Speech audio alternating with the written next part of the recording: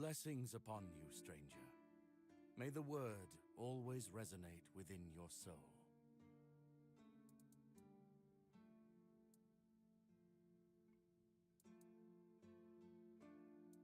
What do you mean, my child?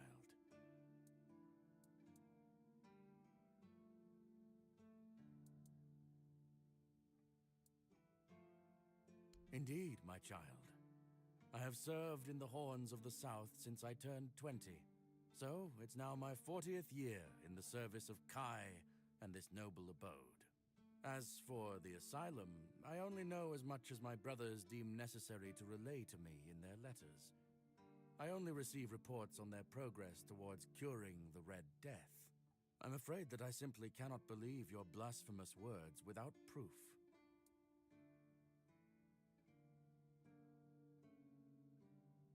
Father Leon. I knew him in my youth. He was my mentor, a truly devoted servant of the Prophet. Back then, he was already showing signs of being overly devoted, let's call it. He followed the word and the word alone, which might seem commendable, but it doesn't necessarily make for easy, everyday communication between brothers. He answered questions with quotes. Can you imagine? We never knew whether his faith was truly that strong, or if he was just mocking us. So, this letter, well, it doesn't prove much. It's true that it's written in a normal way, and not using quotes, but the seal matches, and the handwriting too, so I dare not question its authenticity. I dare say, however, that Father Leon's devotion might have turned into madness. Why shouldn't it? It's a sickness, a corruption, but also a mystery. Many of my brothers would call it a curse, a stain upon Avalon that must be purged. And yet, I wonder, did Kai not teach us that all things have a purpose? That even suffering carries wisdom? The weirdness twists and warps, yes. It consumes and it takes. But it also gives.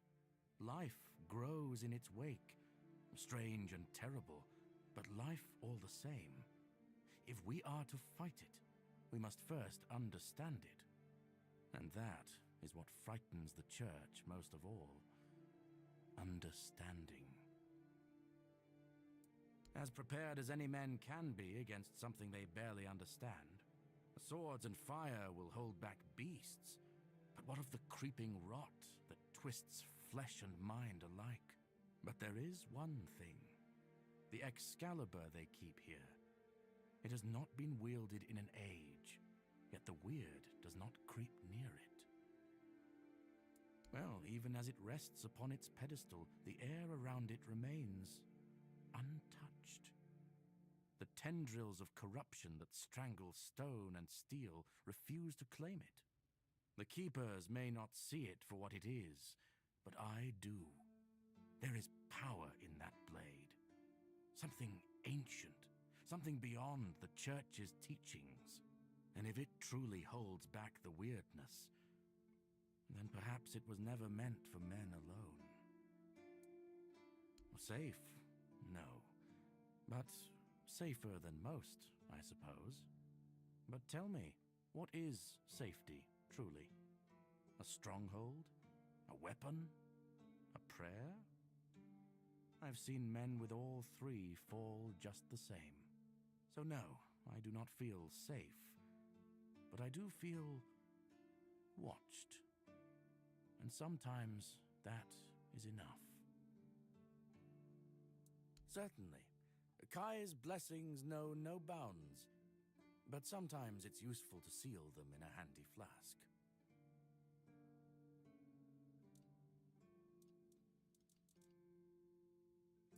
May Kai's word always guide you. In the word, you will find solace.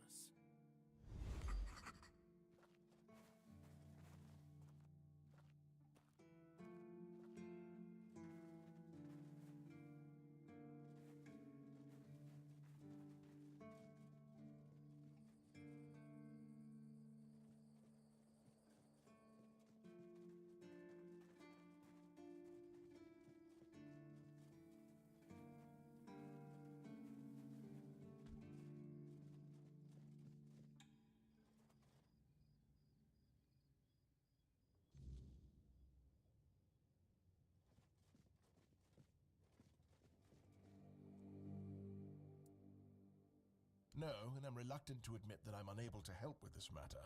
Cole's symptoms are unlike anything I've ever seen. I'm certain it's not one of the usual maladies carried by wild animals.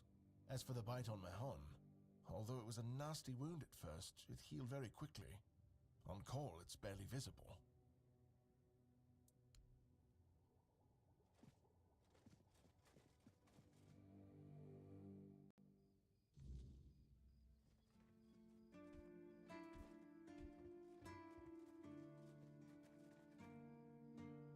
Sir, I haven't seen you before. I wasn't expecting any guests, and you don't look like a new recruit. And yet, Odrin let you in. He's not drinking again, I hope. Most unfortunate, but that explains why you just strutted into the horns. I'm afraid I'll have to take action. The name's Fergus, and I assume you already know I'm the quartermaster here. Now state your business. And please, try to be convincing, or the walls of this fortress will be the last thing you'll ever see. Yes, I know. And that's why you're still standing in front of me. However, these pens were only given to certain people. They mean that in times of trouble, these people will always find a safe haven here in the Horns. And that makes me wonder, what happened to your friend? Where is he?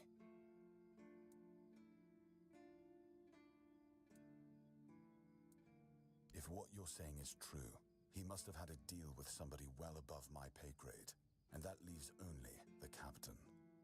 However, if you're lying, then you might as well have just confessed to the murder of a Knight of the Round Table. But nobody's that much of a fool, I think. Fortunately for you, I've seen my fair share of morons in life, and you don't look like one. Fortunately for me, this pen only means that I'm to make sure you're safe in the Horns. Nothing about helping you out with whatever you're up to. Anyway, welcome to the Horns of the South. Make yourself at home.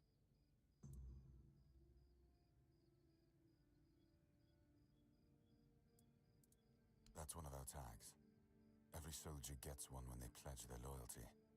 I just hope the body you took it from was already cold, because killing a keeper would land you in some serious trouble.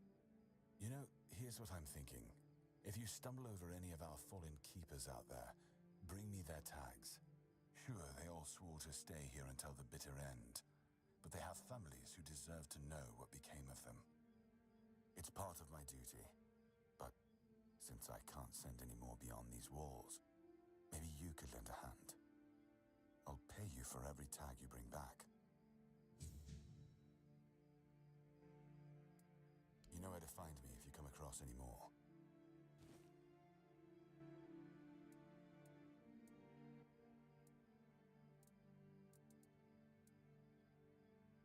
Ninian. I knew the Red Death would take him. Damn shame. He was one of the good ones. You did right bringing this back. The Horns look after their own, even after they're gone. But, now that I think of it, how did you manage to get hold of his tag?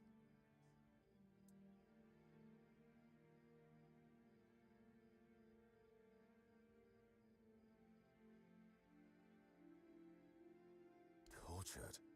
In the asylum? You can't expect me to take that at face value. Brother Riagan said Ninian was too weak to survive the journey. They came for him, and we even held a symbolic keeper's burial for him. And what were you doing in the island asylum? You look fine, but if you were there, near him...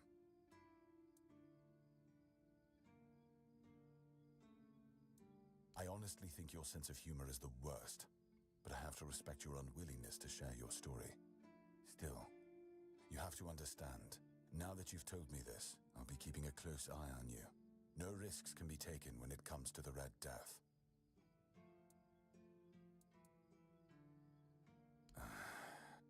I knew we'd have to deal with this sooner or later. Time isn't exactly on our side. Mahon's condition worsens with each passing night. It's hard for me to admit, but nobody, including myself, really knows what's going on. Maybe a fresh perspective is exactly what we need. If you find any clues, follow them. I'm only interested in the details, and ideally, the solutions. Just as I thought. If you have friends among the knights, you'll want to talk to the captain. But that's not happening anytime soon. Because I said so. What? Did you really expect that you could just enter our keep and head straight for the captain's quarters? There wouldn't be much point in having walls and guards here if anyone could just do that, would there?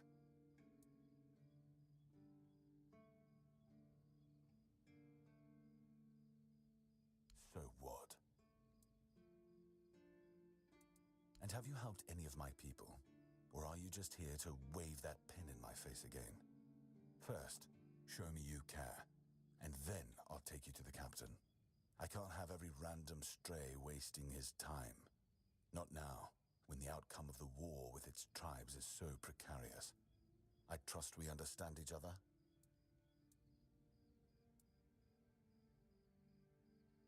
Good. Come back when you've proven your worth to the Horns of the South. Then we'll talk.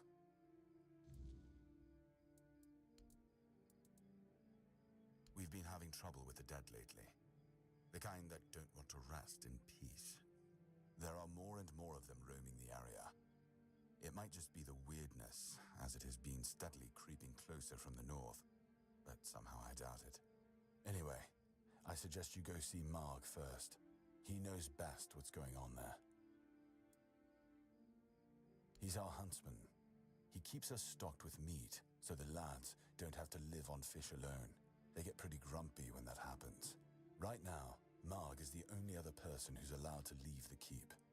I'm not about to risk the life of our last link to the outside world, especially when you're so eager to lend a hand.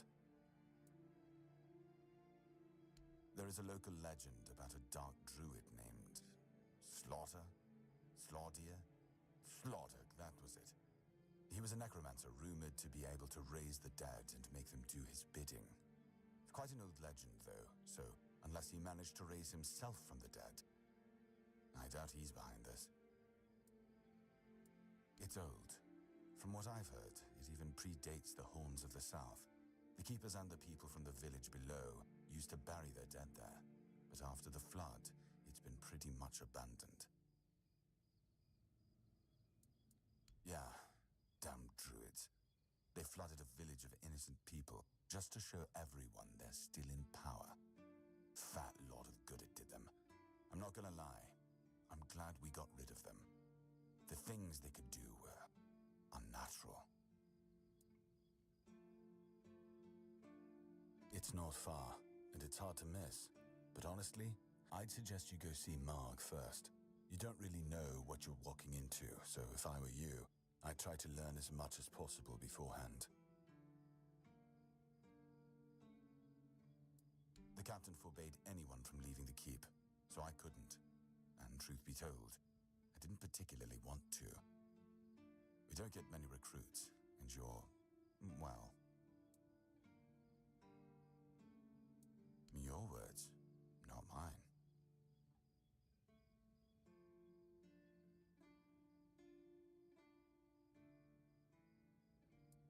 Good. Try not to get yourself killed, and get rid of whatever's been causing the problem. I'm Captain Brandon's right hand. He deals with the serious matters I don't want to know anything about. I take care of our everyday life. Fine then. This is the keep.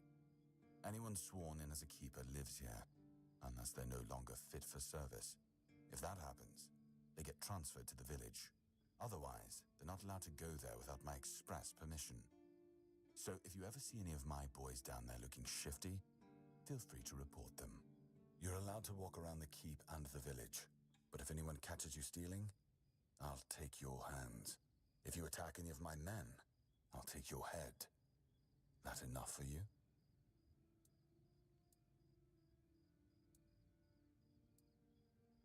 That's between her and the captain. Were it up to me, she'd be long gone. Her presence here distracts my men. He's not our first line of defense. The archers are. Every man here needs to have a job. And no offense to Odrin, but let's just say we can afford to lose him.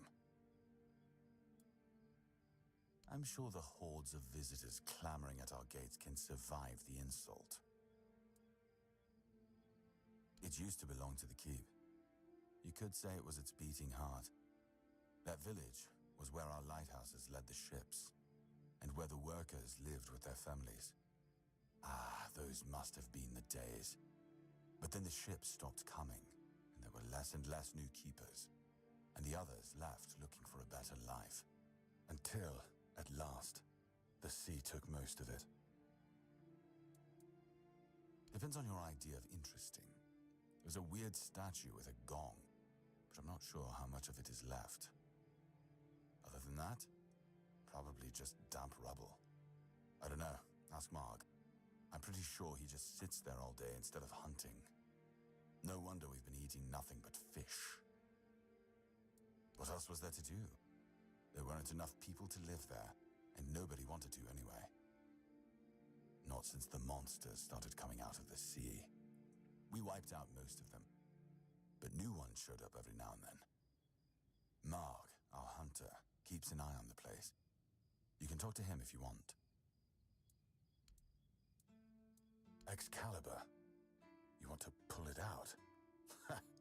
That's a good one. Well, be my guest. If you think you can, go ahead. But unless you're King Arthur reborn, I wouldn't count on it. Yes? Did you find out what's been happening out there? Why not? Don't tell me you're afraid of ghosts. Just don't annoy them and you'll be fine. If you need rest, you can sleep in the barracks. It's no royal chamber, but it's better to sleep under a roof than under the stars, right? Especially in this horrible weather.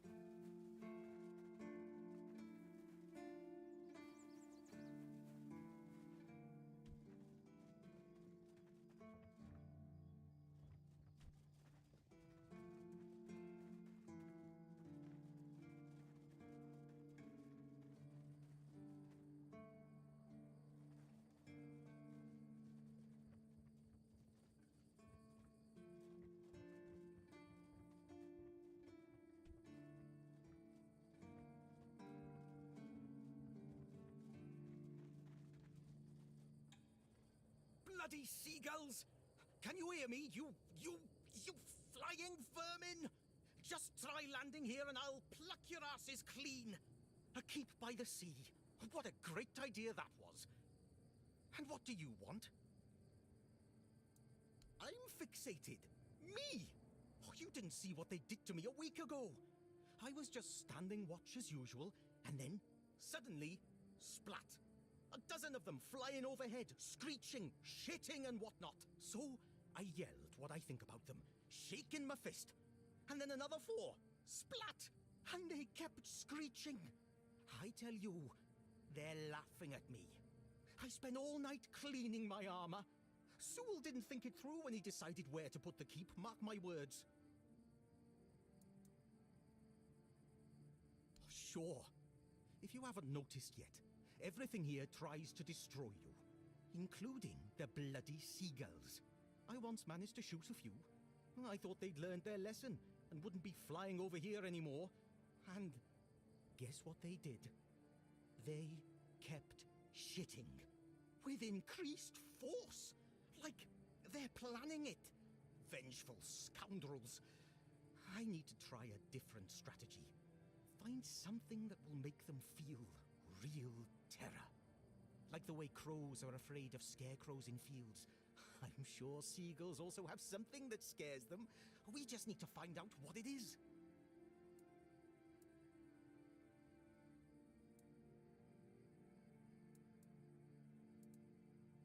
A fee?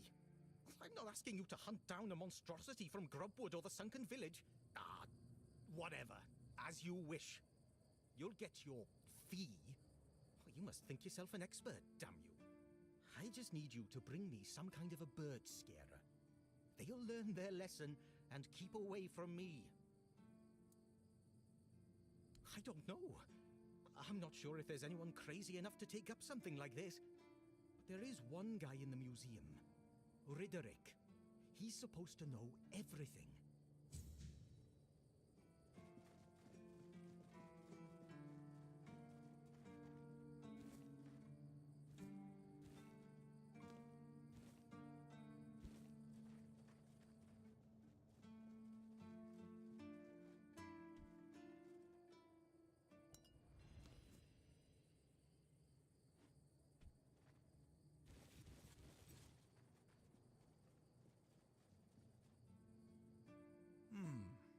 Were you at the pledge?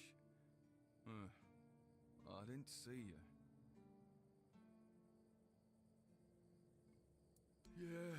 Yeah.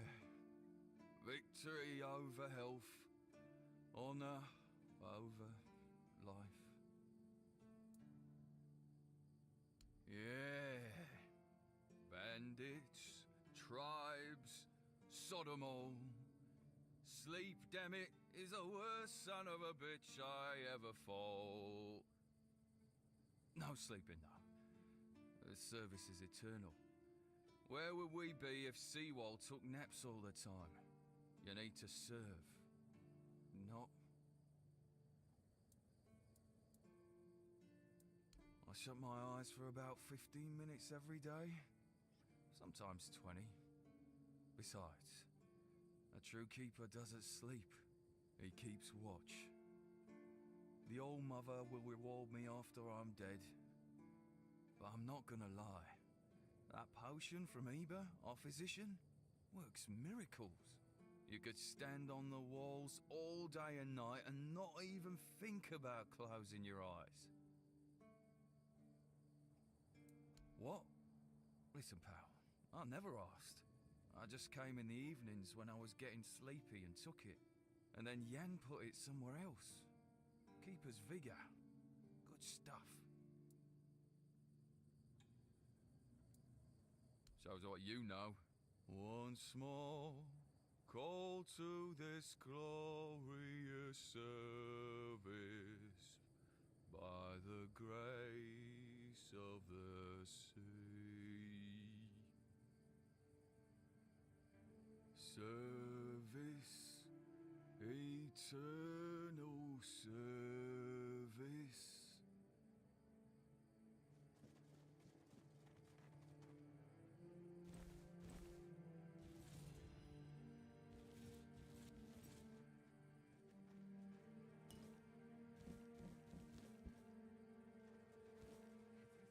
Just fine.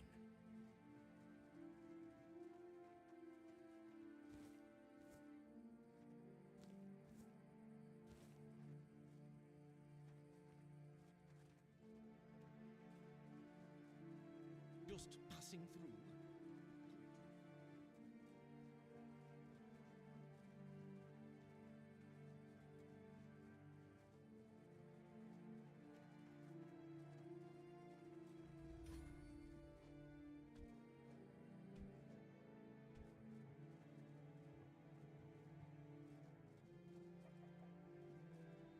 What's the feat? Your feet and my priceless seedlings.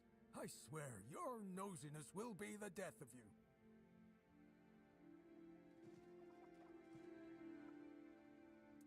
Always.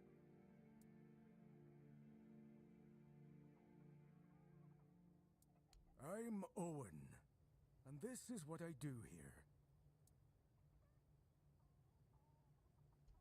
It's safe. I can keep an eye on it, and I can chase off the seagulls.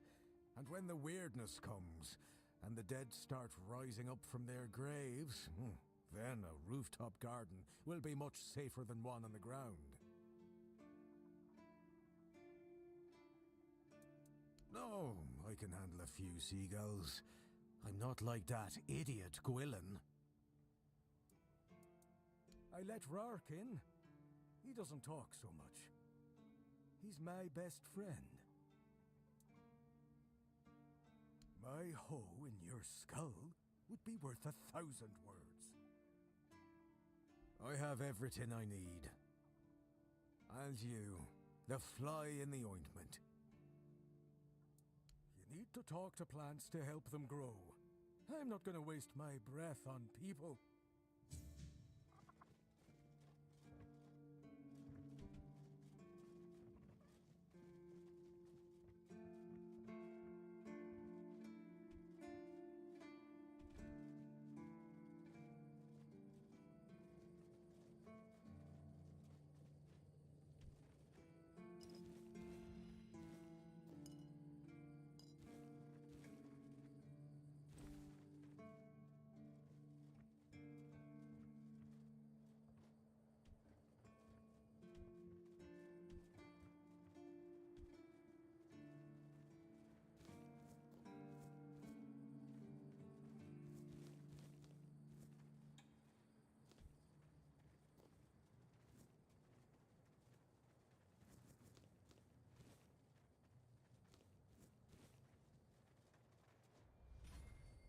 Please. Hey. Hello. Are you also wondering why the heck we need them? Lighthouses. Why the hell are Dara and his workers pushing so hard to build the second one? Is one not enough? Is it because one is less than two and less is worse? I mean, two lighthouses next to each other are almost the same as one, and ships don't even sail this way anymore.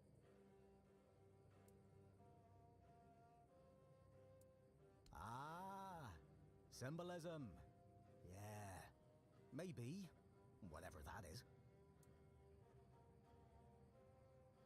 Aye, why would they? The waters are treacherous, so no ships. Storms and the weirdness are a deadly combination. Besides, who'd have the time to build or repair them? There are enough problems on the island. We don't need more.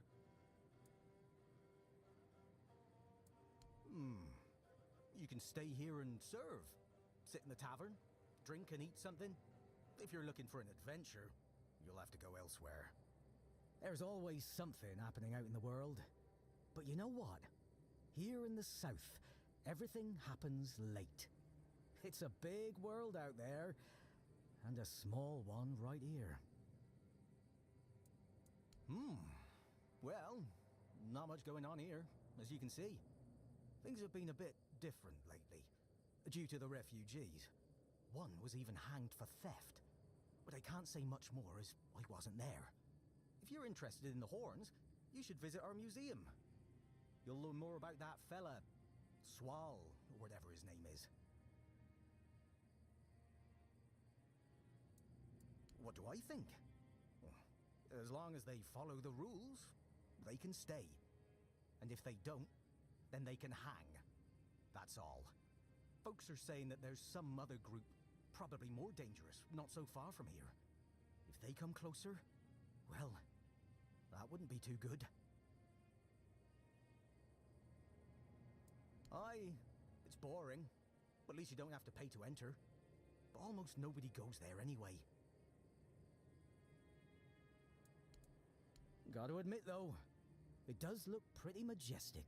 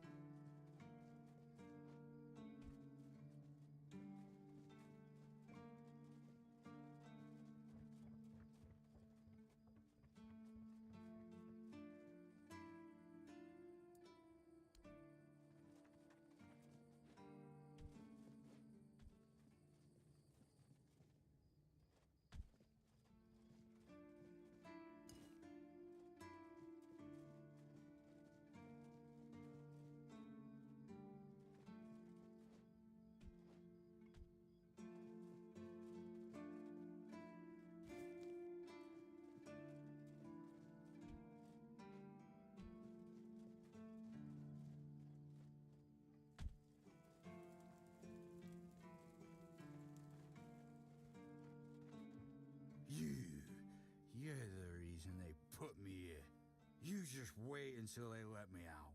I'll beat you so hard your own mother won't recognize you. Come a little closer so I can spit in your face.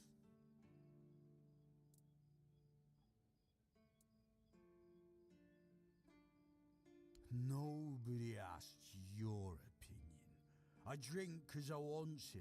I drink 'cause guarding that empty gate is the most boring shit in the world. What's it to you, anyway, huh? Maybe I was drunk, but the gate was guarded. It's not your damn pin, I wouldn't even let you in. But all is not lost. We can still be friends. Listen, just pour something delicious down my throat, huh? And I'll forget this insult. I'm not guarding the gate right this second, am I? There's nothing wrong with having a little sip, right? Come on, don't be like that. Just a drop. That's all I ask.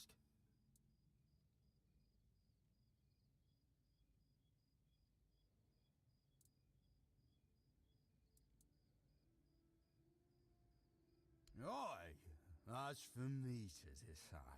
If you don't even want to help me with such a tiny thing, then get out of my sight. Me a throw bars to the bone, you grateful bastard.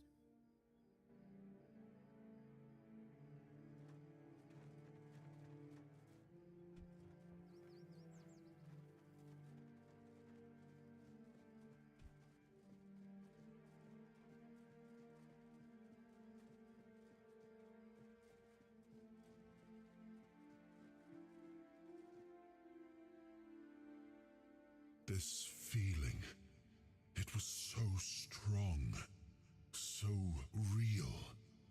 I remember now, the weight of it, the power. This blade was never just steel. It was a part of me. Yes, the sensation is unmistakable. But it carries more than my soul. It carries a part of my legacy. A sword like that, it doesn't yield easily. It demands strength of body and of will. You'll need to grow stronger before it will choose you.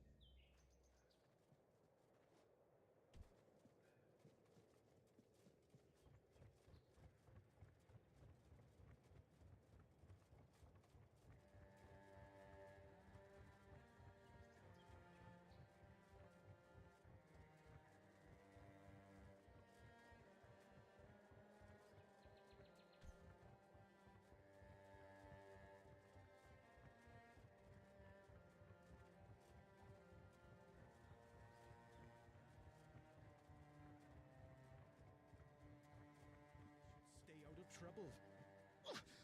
You scared me.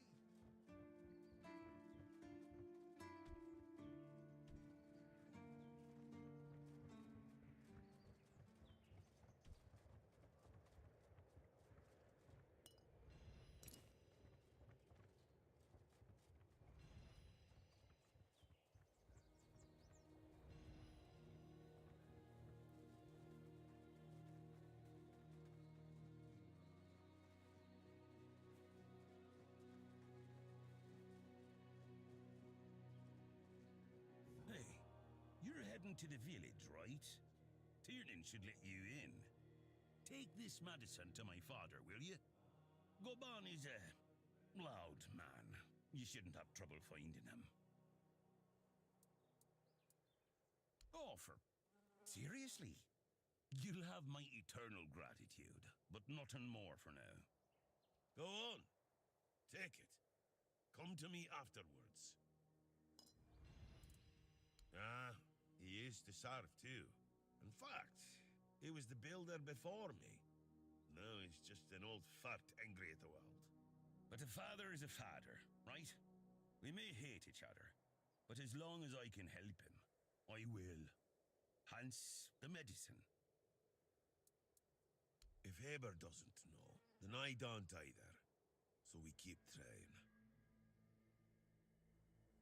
Because he received orders not to let any keeper through without a pass, and I don't have one. I've already used mine. Guess what I used it on? That's right, bringing medicine to my father.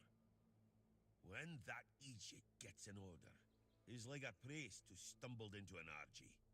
He's got a stick up his ass. Nothing gets through him. Not all keepers have been here their entire life, you know? He got me before he joined the Horns.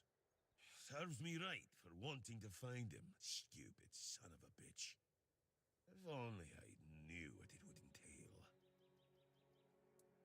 I don't know. Following my old man here was all I ever wanted. Never saw myself as anything else. Tried picturing myself as a husband, a father once. But, nah. I wouldn't know how to raise a kid. I'd just mess them up. Like father, like son, I guess. Well, no, of course not. We're not priestesses of the All-Mother. A woman can be an old crone and still devote herself to the All-Mother. But a man's got to have some fight left in him to be a keeper. Old enough to hold a sword, young enough to not break under its weight. We all got different roles around the keep, sure. But at the core, we're warriors. Don't forget that. If I had a gold coin for every time someone asked me that, I could fund the damn thing myself. Look, it's Camelot's orders. I get paid to follow them, not to question them. If they want to throw money at us to keep up appearances, that's their problem. I'm not about to stop them. See you around.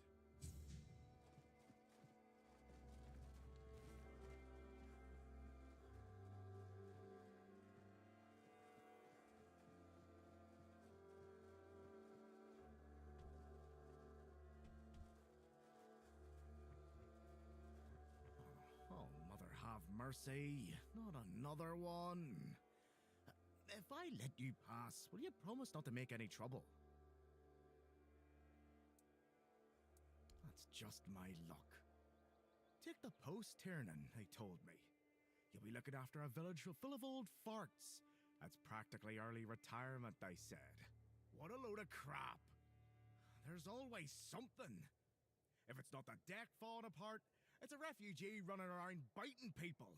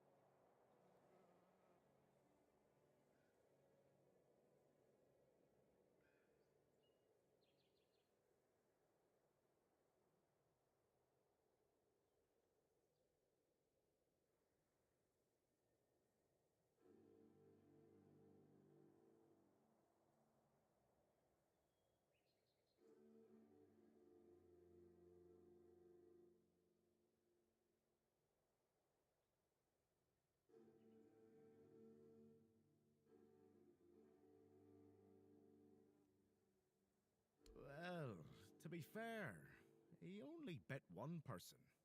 But it was a keeper. I know Mahone can be a piece of shit sometimes, but gods. Now both of them are sick. And Haber's got no clue what's wrong. Which is the only reason that refugee isn't dead. Yet.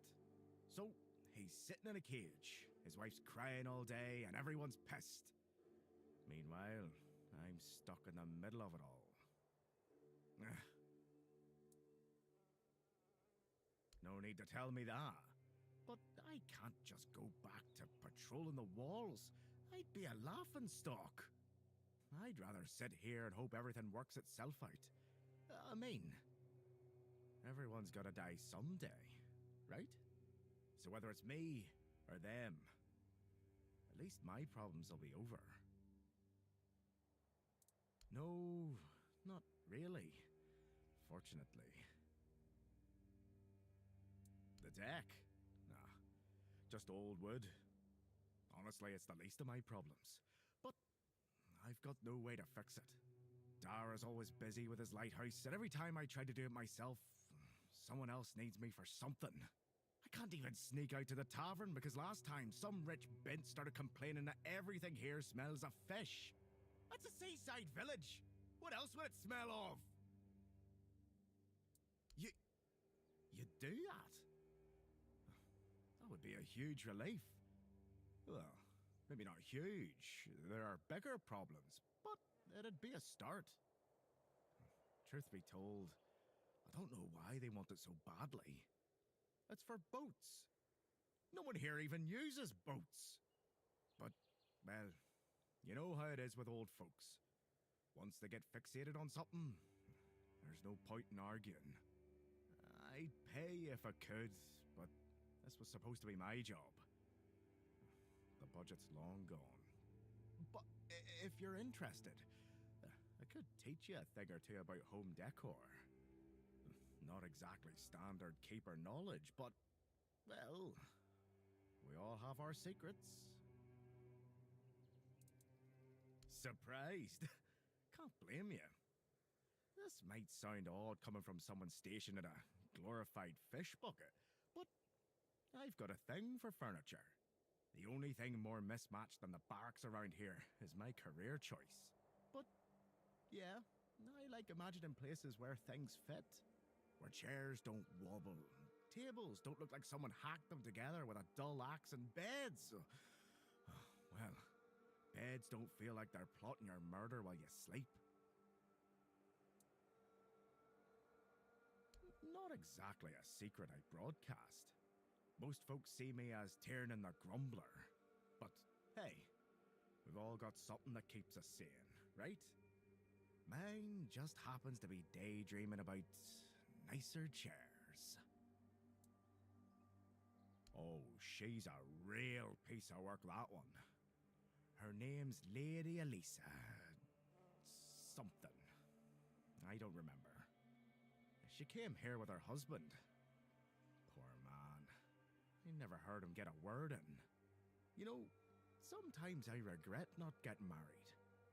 But if I had a wife like her, I'd just end up being a keeper all over again. Please, try not to make my life harder, all right?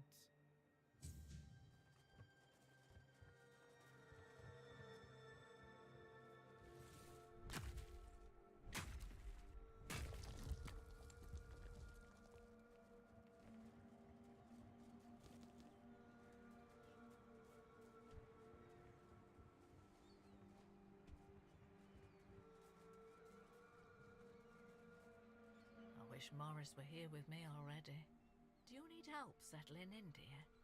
This isn't the best day to start a new life in this place, but we don't always get to choose, do we? What a nasty business with that boy. I'm almost glad my Morris isn't here for this. He's such a bleeding heart. Oh, I'm not sure, love. I don't move around too much. I just heard about that fight with the road keeper, and now poor Cole's locked up in a cage. Him and Patrice make such a lovely young couple. They remind me of Morris and me when we were their age. I'm sorry, dear. I hope I didn't offend you. I'm still not used to all this. You see, I was born in Little Grove and thought I would live out the rest of my life there, working in the orchards in the mornings and drinking warm cider with my beloved in the evenings. We never wanted to see the world. I guess sometimes the world doesn't give us a choice, does it? That's what people say, but I never agreed. I weathered many storms with my Morris, coming out stronger each time. Avalon taught us to cherish the little joys of our everyday life. Without those lessons, we wouldn't have survived what happened to our village. Little Grove was raided by bandits, a local gang that had been terrorizing the area for months, growing in numbers with each raid. Their leader, Bald Kate they called her, somehow got hold of a branding iron used to mark outlaws. After pillaging a village, she'd brand some men and women of her choosing. That way, Kate made sure nobody would ever help them, and that they'd have no choice but to turn to her if they wanted to survive. My Morris used to be a skilled tanner. I guess that's why she picked him.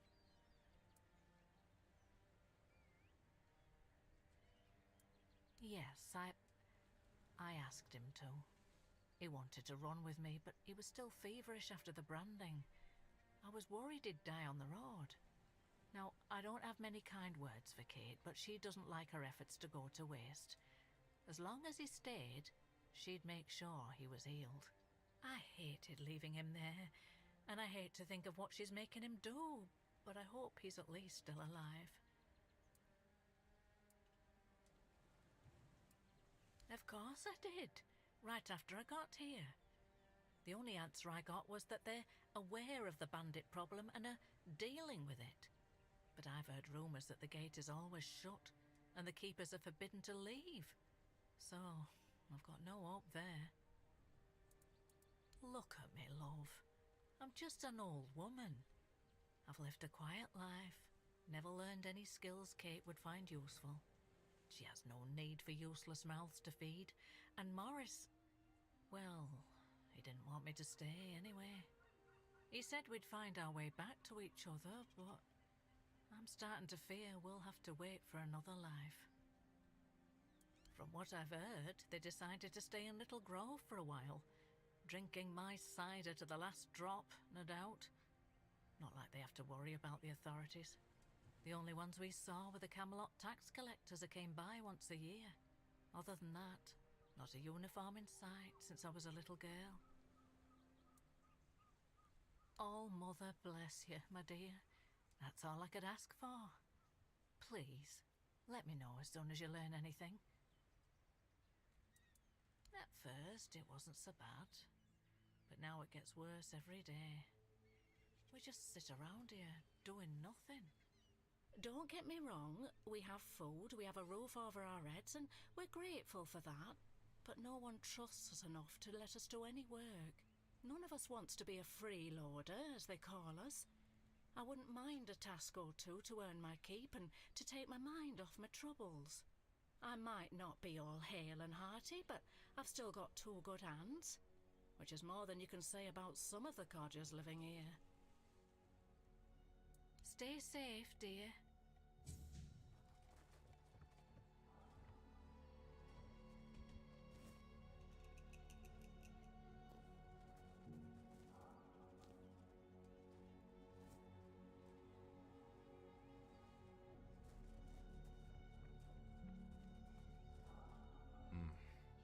You've come to put me in the cage. Sorry. Just a bit of grim humour. You know, about what's been happening here. Such a mess, isn't it? Cola's all right, and Beatrice, what a shame. Such a fine girl. Anyway, I'm Ellis. Nice to meet you. What do you need? Well, I'm Ellis. Goldsmithing is my life and passion. And between you and me, I feel like I'm losing my mind without it. When I hold tools and make beautiful things, it feels like I can bring some light into this wretched world. I wish I was somewhere where I could just do some goldsmithing, but I'm a bit scared. So, here I am, sitting on my ass in some village listening to waves and the screams of seagulls and old men. Nothing to write home about, even if I still had one. I was working as a goldsmith in a group of, let's call them business people. I was once traveling with a caravan that got attacked by him. Their chief was a smart guy. The moment he heard I was a goldsmith, he knew what to do with me. He got me converting all the jewelry they stole into new pieces. Do you want to hear what I did once? We went to Timberwall. The gang wanted to rob some merchant's house. We holed up in a seedy tavern and waited for the right moment. Then, one night they broke in, came back with a whole load of trinkets. Beautiful stuff. The moment I saw it all, I instantly knew what I wanted to craft. They gave me a couple of days.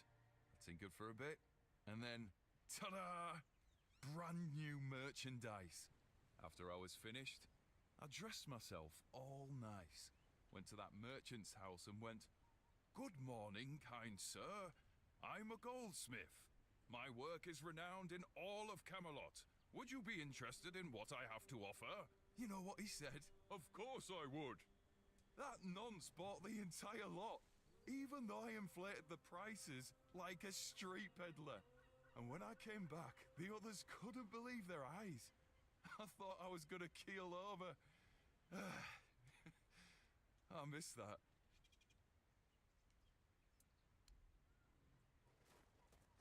I said it would get easier. I've already told you I'm not going anywhere.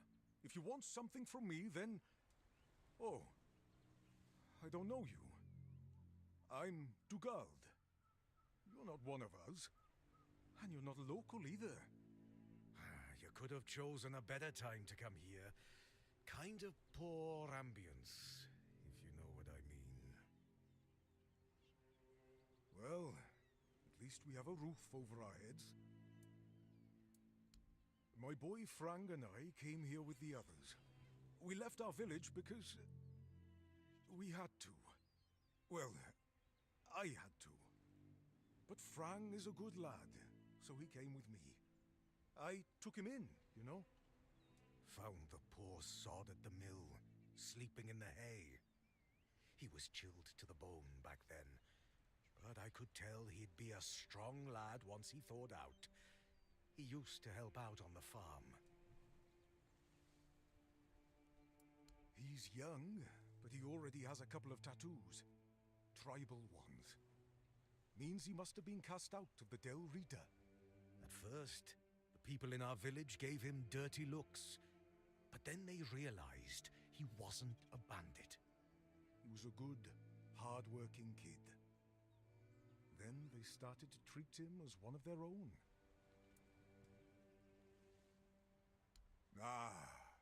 Frank is a quiet boy, and he doesn't talk much about himself. I feel like those days with the reader are long buried for him. Almost like he never lived them.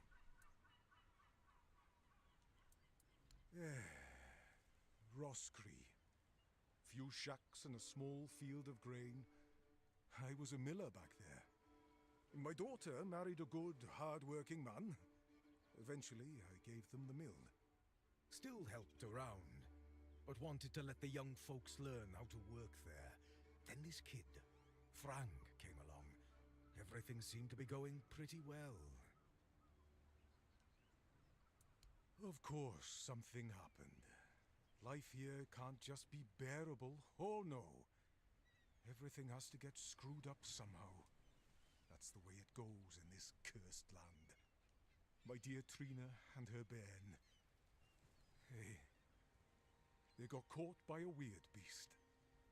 I started to hit the bottle, and finally, my son-in-law kicked me out. I left Roscree, and so did Frank. He says he has some kind of life debt, and he won't leave me alone until one of us drops dead.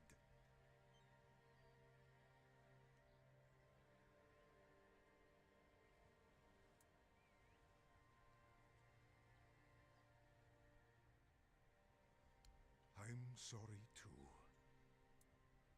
To be honest, I'm a bit confused about what's going on. Usually it was me who yelled at everyone, and now I feel like a drudge. And this nasty thing with Col. Poor lad. Shouldn't have ended like that. He and Beatrice got along very well. Let me tell you something. When I saw all these wrinklies around here, I thought this place would suit me. But then all this shit happened. I suspect we won't stay here long.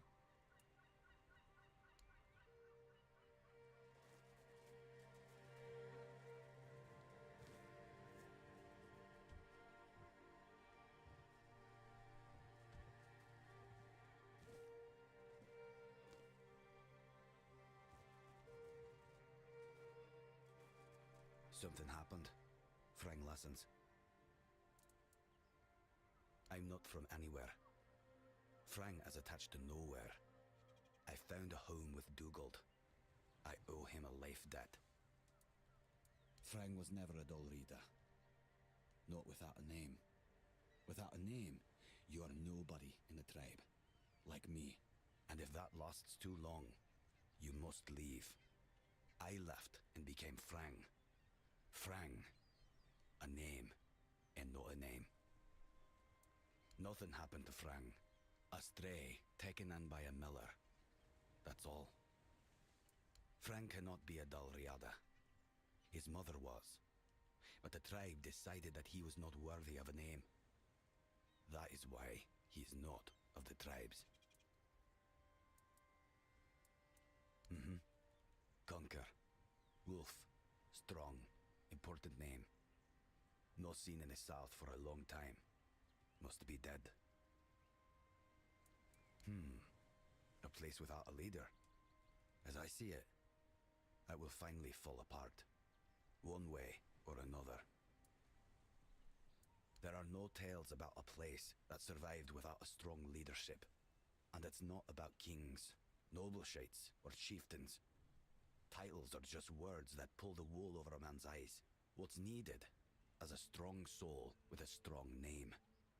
And their names mean as much as Frang's, which is to say, nothing.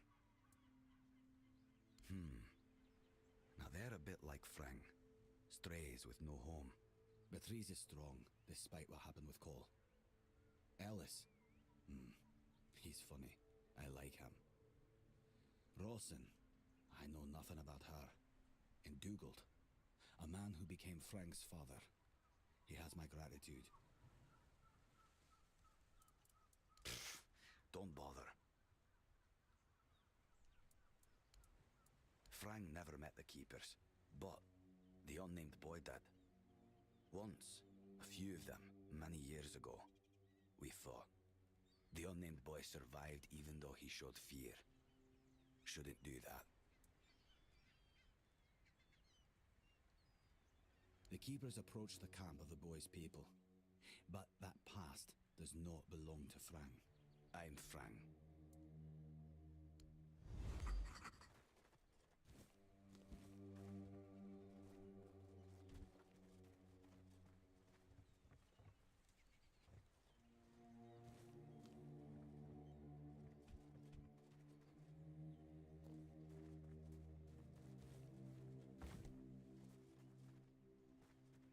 Didn't think anyone would stop by.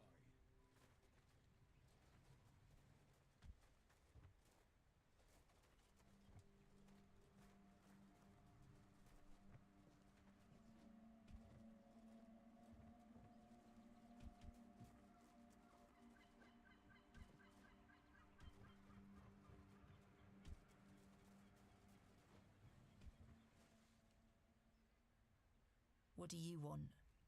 To gawk at the beast? Well, I'll have to disappoint you. My Cole is not the monster you all believe him to be. So you really don't know? If you're not from here, I'm not sure what could have brought you to this hellhole, but you have my sympathies. Just know that Cole isn't like that. Something is poisoning his mind and soul. I don't know what it is, or why it happened to Cole, but now we're all at the mercy of those damned keepers. One evening there was a quarrel between our group, the villagers, and one of the keepers. They'd had a bit too much to drink and let some comments slip. They hurled insults at us, saying there's no place for us here, that we should just get the hell out of here because things are hard for everyone. Hard? Sure. I bet that bunch of wimps wouldn't last a week outside. All they do is sit in that keep of theirs, thinking they're the defenders of justice.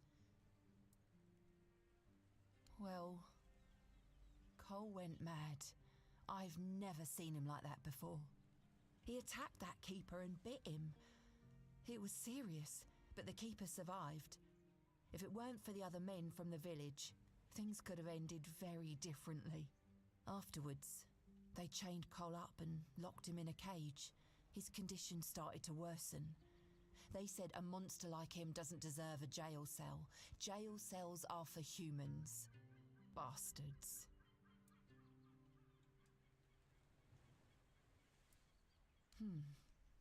This might sound silly, but before we reached the keep, we came near a strange structure. The locals call it the Arch Spire.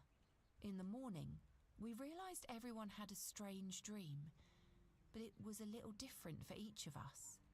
Cole started acting weird after that, and in time it only got worse. No, only that, well, it didn't make much sense, but he was convinced that something bit him. He kept checking. It must have been some bug. Something changed by the weirdness that must have caused his fever, his insanity. Well, it was pretty typical. We started a fire and threw some cobwebs into it. Fran brought them back from one of his treks. That boy could always find them somehow. It was our protection from the night and the weirdness. Ellis was on watch that day, but from what he told us, he eventually fell asleep. We were lucky no one slit our throats. I was in a strange place. Dark. Full of fog. Eerie. I was trying to find him. I called out, but no one answered. I was alone in the night, and then I kept falling, and falling, and falling. And then I woke up. We set up camp near the Arch Spire. We hoped that bandits wouldn't dare to venture into a place like that. Well, now I know why we could have been right. With everything that's been happening lately, I'm ready to believe in every strange thing in this world.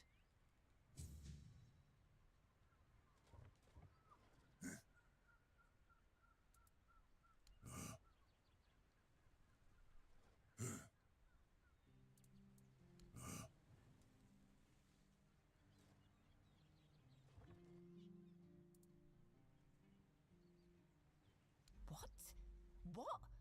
How dare you? Do you know the meaning of those flowers in that configuration?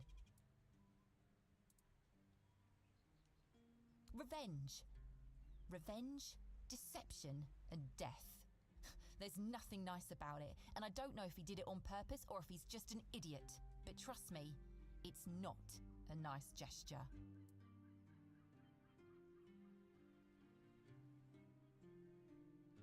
I don't care about his motivation.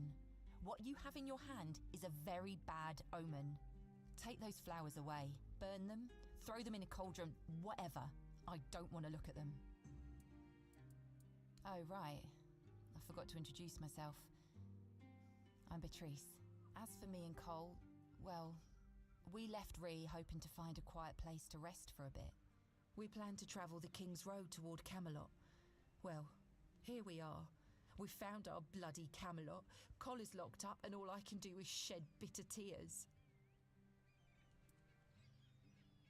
Yeah, we grew up there. The village was built around a trade route. My parents ran a tavern that stood right by the road. We had a good life. We lacked for nothing. Well, that was before the damned grubwood started spitting out monsters. Then more and more caravans disappeared into the forest.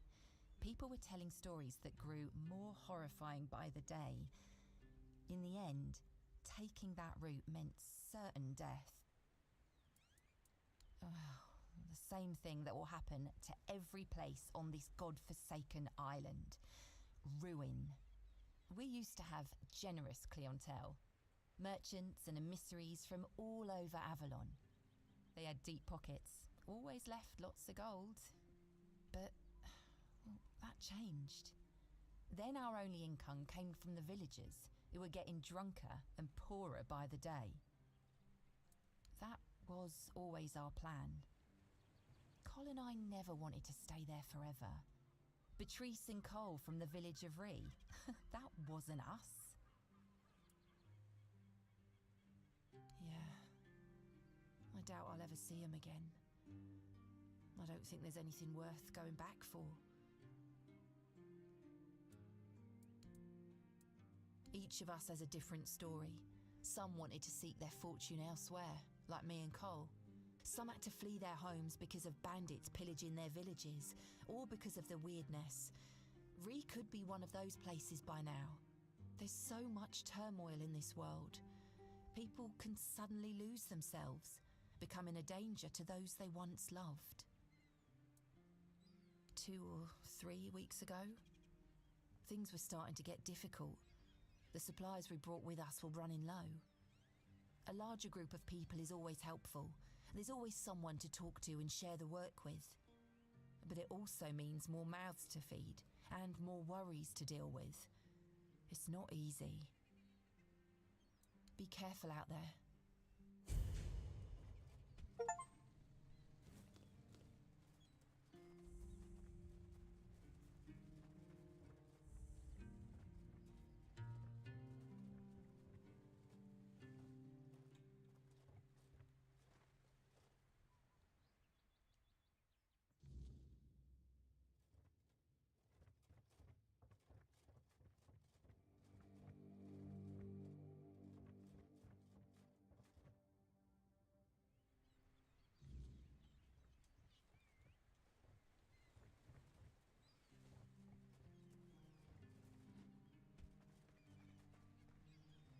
Bloody hell, look at this! The old place is in a shambles. Bunch of decrepit old coots. They do nothing but shuffle around, stare at walls and sleep under leaking roofs. Can't even hammer a nail properly. I'm telling you, if I was still working here, this place wouldn't be falling apart. But I'm not. Oh, shite. I can't even stand to look at it, let alone live here. And who are you? What you want? You another one of Durar's freeloaders? I bloody knew it. Retirement my arse. It's shit. Never a moment of peace. At least when I was still working, there was always something to do. Now, so, what you want?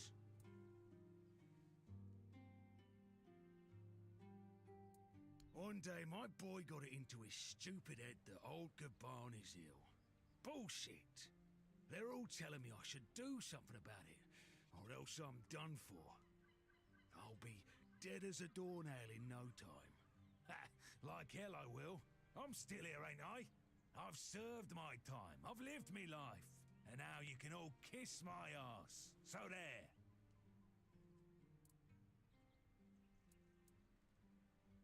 Peace and quiet. Good one. I'll only have my peace and quiet when I'm finally dead. And that ain't gonna happen soon. At least when I'm with Finley, I don't need to listen to his nagging. Listen, they wanted Heaver, that healer from the keep, to come here. He did. They wanted him to look me over. He did. Then he just threw up his hands, mumbled something to himself, and that was it. Hell, I should have been an healer. Wouldn't mind going around being a pain in everyone's arse for a living. These herbs. No idea what they're for.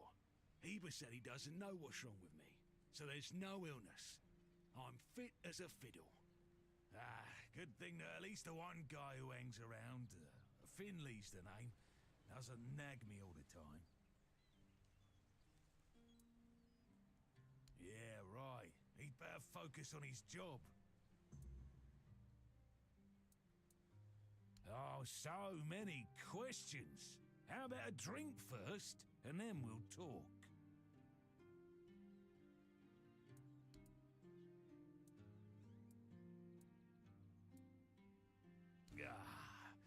So, what was your question? Hold on. Finley is not my caregiver. He's my helper at most. Hey, first of all, I'm not a cripple who needs a decrepit dimwit running round after me. Secondly, do you know the problem with having a helper who's mute? He doesn't bloody talk. I mean, it's not all bad. At least I don't have to listen to even more bullshit. He puffs up like a marshmallow every time he tries to say something, but I don't understand shit. What's got you so nosy? Pour me a drink and I might open up. So, what was your question? That's what he says anyway. But yeah, he's my blood. Eager like me, and look at that bulbous nose. Won't this so much clearly mine? But I ain't gonna talk with a stranger.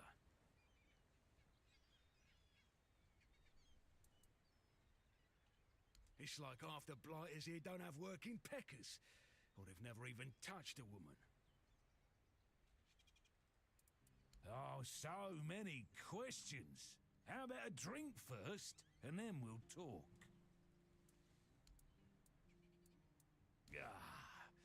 So, what was your question?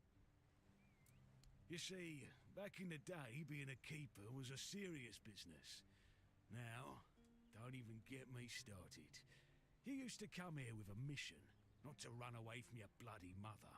Nowadays, lads get brought here by their own kin when they've had enough of them, or they think the Orns can hide them from the law. No, back in my day, there was none of this scum. I came here to serve. My girl cried when I left her, but I've always known this is where I wanted to be. How was I supposed to know she had a bloody bun in the oven? By the time the wean was born, I was already planning the lighthouse's construction.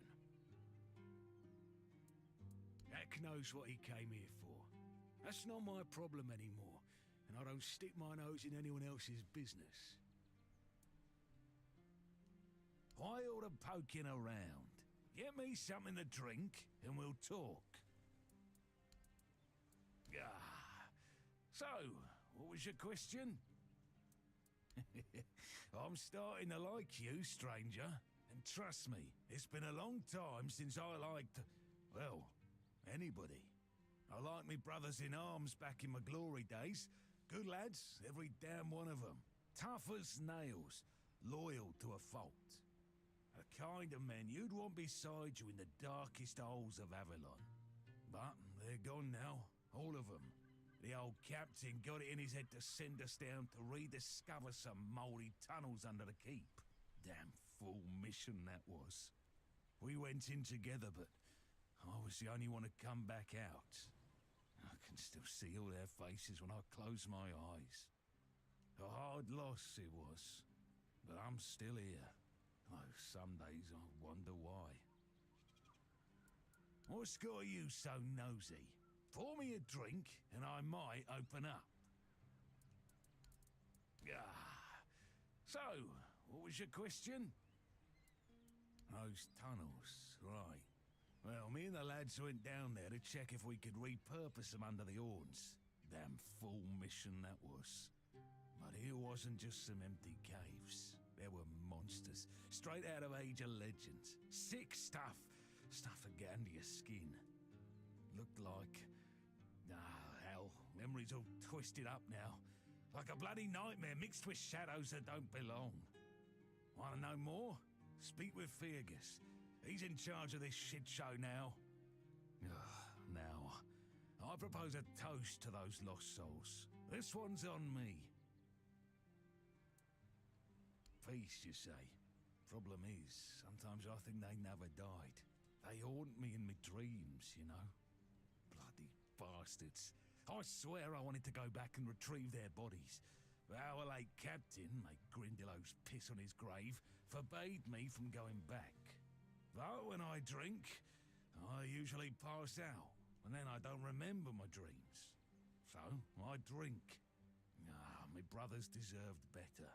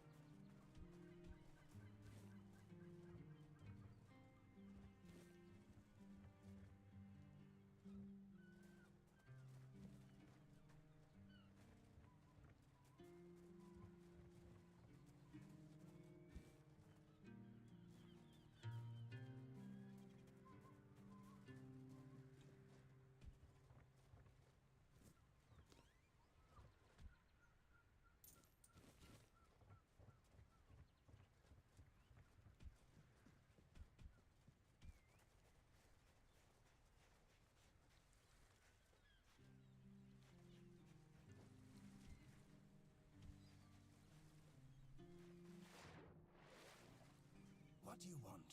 Who are you?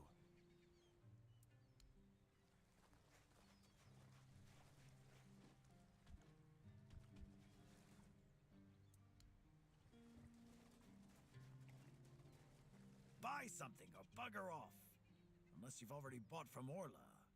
Then just bugger off. Pursue potential customers. Listen here, pal. Clearly you don't understand how trading works in a place like this. I've no idea where you come from, but here, it's the potential customer who needs to pursue the vendor. And that vendor decides to sell to them or not. It's the vendor who makes the decision, not the other way around. How many people here do you think are offering to exchange goods for coins? I'll tell you, not bloody many. Yeah, Orla, a woman merchant from the keep. Go on, try giving her your money. I bet she'll just shortchange you and call it a day. She has no wit and no finesse when it comes to trading.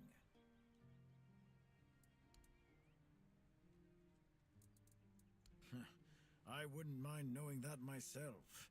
She stole a lucrative business contract out from under me and my family, then made herself at home here. Damn those Timberwall merchants. Everyone's always yammering about Timberwall. Timber this, timber that. Bugger them all. Remember, good business? Only with Quanacht. Fair prices, no bullshit. I just told you, a business contract. It's an agreement. Two sides. One sells, the other pays. Sometimes you can also exchange material goods. A barter transaction. But anyway, it fell through. The captain'd rather deal with that woman.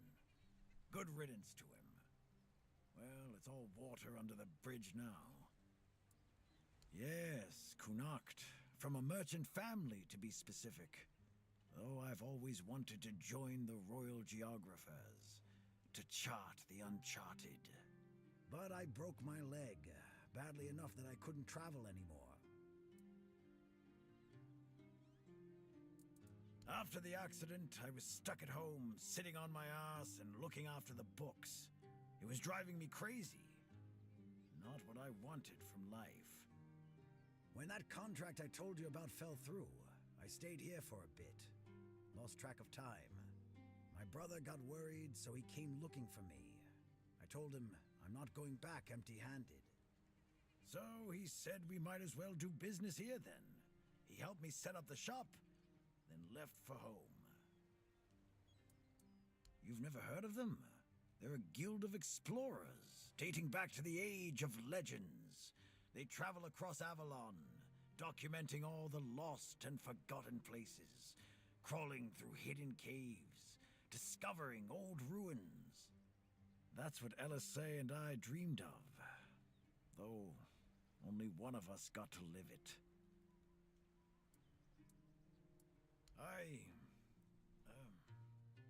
Well, a friend from back home. It was a long time ago. We were both snot-nosed kids who didn't know any better. We'd run around Connacht, drawing maps of every corner we could find. And on the farms, LSA insisted on marking every stone in the fields. My mother used to get on my ass for wasting so much paper and charcoal. Good times. She got in with the geographers, started running errands for them. Well, it was right after my accident. I might have acted a bit rashly. Said some things I shouldn't have. You know how it goes. We stopped talking, and then she left Connacht. Haven't seen her since. Oh yeah? Maybe you wouldn't know a good thing if it bit you right in the ass. I swear, people these days. First thing I did when I arrived was ask the locals what this village is called. And they just said, wait for it, the village. There's also a sunken village nearby.